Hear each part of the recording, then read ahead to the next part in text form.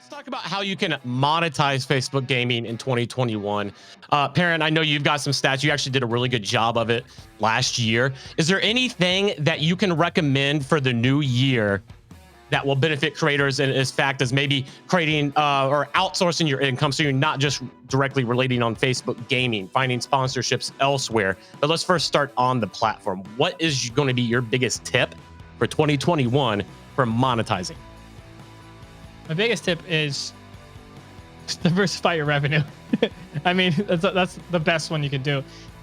So compared to yourself to where I'm at, I'm not a top Facebook gaming streamer. I reach like max concurrent of 300. I probably get an average concurrence of like 150 to 200 per stream. And I made $2,000 on my stream in over half a year. That's not great. That's not obviously going to sustain you full time, but stars on Facebook are pretty good. Like you should be getting them at a pretty consistent rate when you stream, and users are generally pretty good about using the star system. Supporting or subscriptions, not so much. The culture on Facebook gaming is not like Twitch, where subscriptions happen all the time. Subscriptions happen very rarely on Facebook gaming, so I wouldn't be banking on that. But really where you're going to make most of your money is through stars.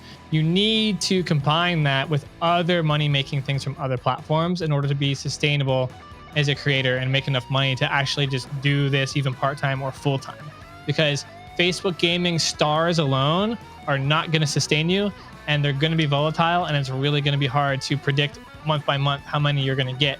And you don't want to be in the position of like needing to have people send you stars in order to like eat dinner that week. That's not a good situation to be in. That's a terrible strategy. Yeah. That's a terrible strategy because it's not going to work out for you. So stars are the way to go with Facebook gaming. You actually need to have call to actions in your stream to donate stars, but you can't ask people to donate stars. You need to be tasteful. By default, Facebook actually has a feature that if you turn it on, automatically it'll pin a comment for you that tells people about stars. I've tested this out actually quite effectively, and I had an increased amount of stars per stream by doing it. So you can do that. I would highly recommend just doing a custom pin comment talking about stars and what they are, or tastefully asking people to donate by letting them know what they'll get in return if they do so. Don't ask people to give you something without giving them something in return. So stars are the way to go. It's still not going to make you a full-time creator, but it will help if you diversify it with other platforms like YouTube, Patreon, sponsorships, etc. That makes sense. Let me add a few items to that in terms of going full time. A lot of the creators, like, it's similar to what you're telling me, Perrin, that I'm coaching. Some of them are actually making a couple $1,000s a month off of stars, because they've really dived into a niche that has a North American or first world audience. And so these are people that have like good currency in first world countries that can donate a lot of stars. And if you're able to get into a North American central game on Facebook gaming, like sports games, like football games, like basketball, these sorts of things that like North American players love primarily, you'll make a lot more money by going after those titles, because you can have like 20 recurring donators, and those donators will make you maybe a couple $1,000s per month.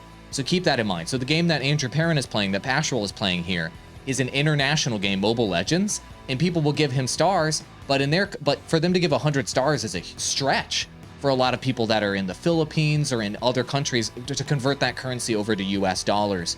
And so if you go after games that maybe are much smaller, but have a North American, UK, Australian audience, they have actual money, and they can actually support you from a donation standpoint. So that's one strategy item to keep in mind. You can have 1/10 of the audience, but if it's North American audience, you could make triple, quadruple, or more the revenue, just simply from currency conversion.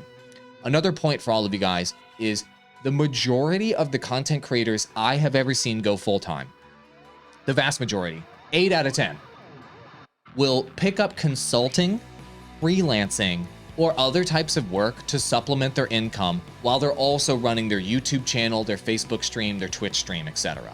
And so what do I mean by that? a bunch of the creators out there that you think are full-time creators right now that are only doing that for a living, they're actually doing freelancing on the side. Me included. I do consulting on the side. Astral does consulting on the side. Ross does consulting on the side. And most of the creators that I coach that are full-time creators are channel managers, social media managers, editors, graphic designers, or consultants for companies on the side.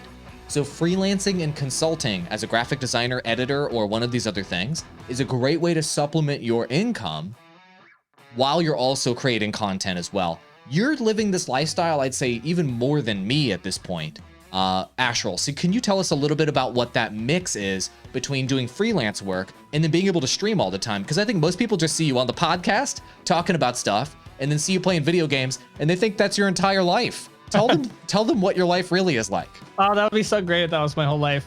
So no, actually, I have a part-time gig with a single large client. I used to have multiple clients. I've narrowed down to just one now to maximize streaming time. So I start my podcast in the morning, and then I work for my client for 5 hours in the day, and then in the evening I can stream for a couple hours. So full-time streamer isn't really correct. I'm more of a part-time streamer because I have to split my time between streaming, Digital Drop podcast, obviously, and client work. And the only reason I'm making a living is because of the client work. If I didn't have that, my gaming creator thing wouldn't be lucrative enough. I don't make enough money from it to sustain myself. So I need that other component. And as a small to mid-level creator, you want to be in the same scenario. You want to have ideally multiple clients that you work for remotely to diversify risk, so that if you were to lose one, you don't lose all of your revenue, all of your earnings. And if you have multiple clients, and then you're also doing the creator thing on the side, then you can balance. As you're making more from the creator thing, you can drop a client, because you're making more money, and that'll allow you to spend more time on it. And you can balance your own time. That is its own skill that's required, by the way. You have to be very good at managing your own time to do that. But it's one of the ways in which we've seen other creators be successful to get through. Basically, the mid-tier level creator period is the hardest threshold to pass between having some moderate amount of success, but not making quite enough money to sustain yourself. So how do you make the push to get more time to make more money? You need to be able to sustain yourself in that midterm with clients that you can eventually evolve out of to add more time onto creating, or where you at least have control of your own time. The worst scenario to be in is to work at an actual job during that period of time, because they will demand your time, and it will always end up being a priority over being a creator, which is not what you want, because eventually you'll have to make too many sacrifices as a creator that you'll lose your progress there. We've known that story personally time and time again. You want to stick with being a remote consultant, where you're a consultant and you have the ability to pick up or drop clients, as you choose, as you can, to meet your time demands and to work on your creator journey. And that always has to be the top priority. That journey that you're working on, even though it might not produce the most amount of money and it might take the most time, those decisions should always be more important than having to, do I need to do this other client thing instead and sacrifice streaming today? So you have to be able to be in a situation where financially you can make that decision, which is very, very tough to do. And I'm only now, after like 10 years of doing this, in that situation where I can do that, because I have a client who understands being a creator, because my clients are creators too. And if you do that, then they'll all understand also what you're doing and respect it as well.